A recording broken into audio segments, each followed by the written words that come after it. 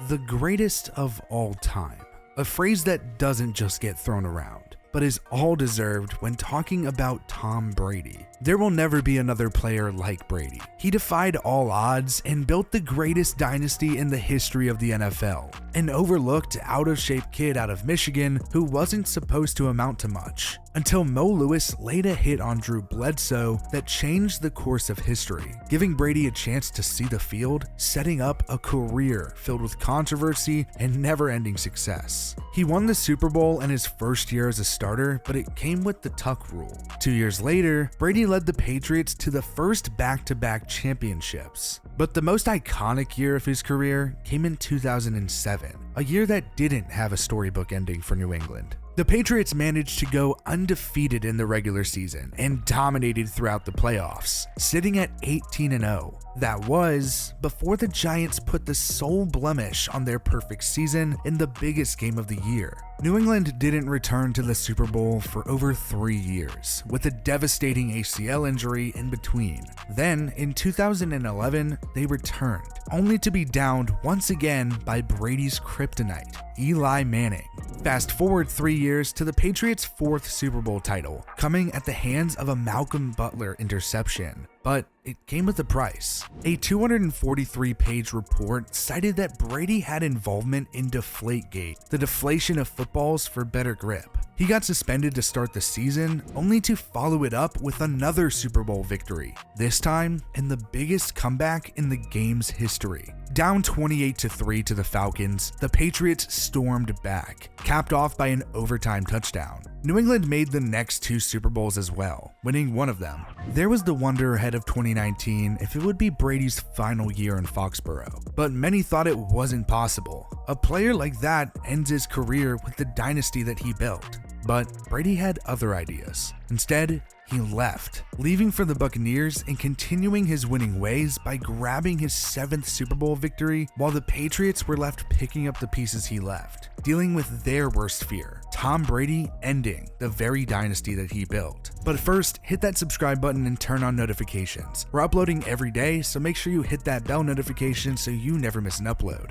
As Tom Brady stepped back on Gillette Field on Sunday night for the first time since leaving New England, it came with a bittersweet feeling for many fans. The greatest player in the game's history and once the face of their franchise was back home, but in a different colored jersey, bringing back those shocking feelings of the 2020 offseason when it broke that Brady wasn't returning to the place he called home for 2 decades, but taking his talent to Tampa Bay, leaving the Patriots back where they were in 2000 when he was drafted in the 6th round, looking for a quarterback of the future. New England didn't just lose Brady though. The Buccaneers traded for Rob Gronkowski, reuniting one of the greatest pairings in NFL history. As New England missed the playoffs for the first time in well over a decade, Brady and Gronkowski continued to flourish, leading the Buccaneers to the playoffs before landing in the Super Bowl where they defeated the Chiefs. Fast forward to this season, and Brady is still a nightmare for opposing defenses, dominating on his way to a likely division crown. Meanwhile, the Patriots are trying to find answers to their quarterback issues. Cam Newton wasn't the guy, but New England decided to try their luck at the NFL draft, snagging Mac Jones. Jones came into the Patriots with the biggest expectations maybe ever, having to replace Tom Brady. He's lost 2 of his 3 first starts, only victorious over the disastrous Jets. Since Brady left New England for Tampa Bay, the 2 franchises have completely swapped trajectories, showing the true power and greatness of Brady that everyone always knew he had.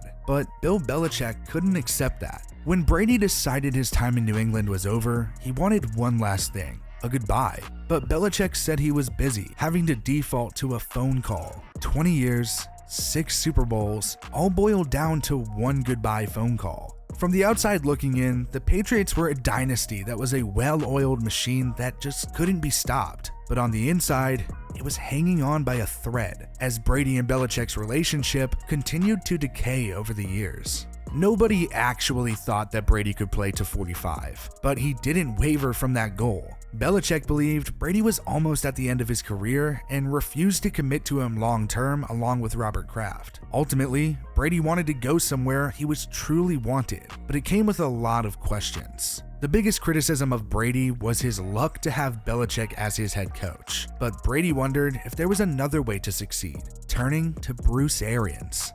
While clearly one of the most accomplished head coaches ever, Belichick was always feared, but not necessarily liked. Even Kraft has called him the biggest fucking asshole in my life. And Brady certainly had his annoyances with Belichick.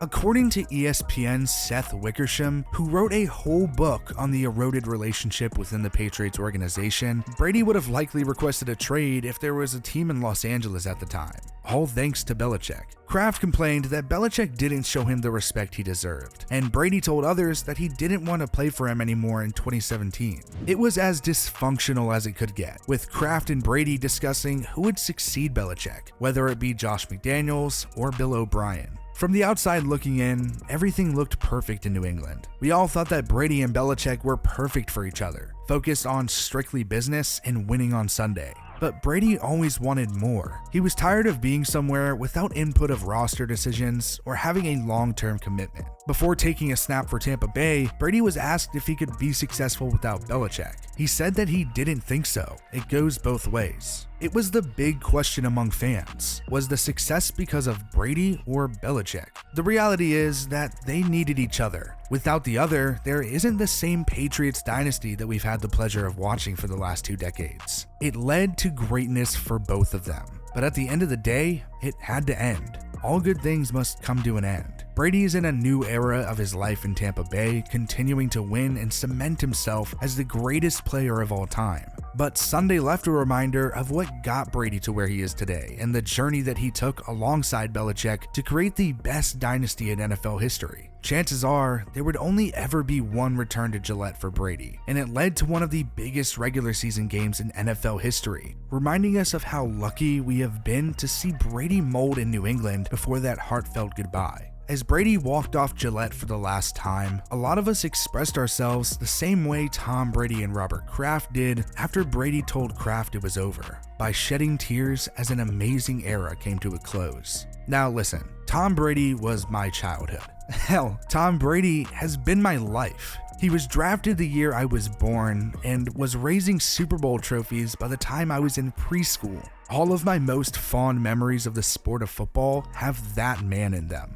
And for that, I'm super grateful to have been able to see Brady succeed in New England. The era of Brady in New England has come to a close, and the end of Tom Brady's career might be around the corner. But instead of being sad that it's over, I for one will remember both Brady and Belichick's impact on the game forever. Hey guys, thanks for watching. Click right here to subscribe to the channel, and if you don't want to, or you already do because you're freaking amazing, then click right here to watch another video. Also, check us out on all of our socials, TikTok, Instagram, or Twitter, because it's football season and you know we'll have you covered over there as well. Make sure you tune in again tomorrow for another video, because we're daily uploading now, so you won't have to go a single day without J&D Productions content. Thank you guys for sticking all the way to the end, and we'll see you guys in the next one. Peace.